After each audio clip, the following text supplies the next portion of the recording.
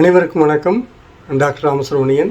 இந்த ஹோமியோபதியில் என்னென்ன நோய்களுக்கு சிறப்பாக ட்ரீட்மெண்ட் இருக்குது அப்படின்னு பார்த்தோம்னா, இந்த ஹோமியோபதியோட ஸ்பெஷாலிட்டியே மெயினாக அலர்ஜிக், எனி டைப் ஆஃப் அலர்ஜிக்கு நல்ல ஒரு ட்ரீட்மெண்ட் ஹோமியோபதியில் இருக்குது. குறிப்பாக நாள்பட்ட அலர்ஜிக் ரைனைட்டிஸ்னு சொல்கிறோம், அந்த மாதிரி விஷயத்துக்கெலாம் நல்ல ஒரு ட்ரீட்மெண்ட் அதில் இருக்குது.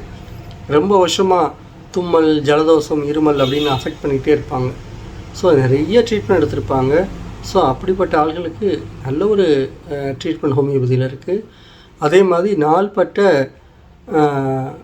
மூக்கடைப்பு தொந்தரவு, அதே மாதிரி டான்சிலைட்டிஸ்ன்னு சொல்கிறோம், தொண்டையில் சதை வளர்ச்சி, அது நேசல் பாலிப்ஸ்ன்னு சொல்கிறோம், மூக்கில் வரக்கூடிய சதை வளர்ச்சி, இதுக்கெல்லாம் அடினாய்ட்ஸ், இதுக்கெல்லாம் ஹோமியோபதியில் ரொம்ப எக்ஸலண்ட்டான ட்ரீட்மெண்ட் இருக்குது.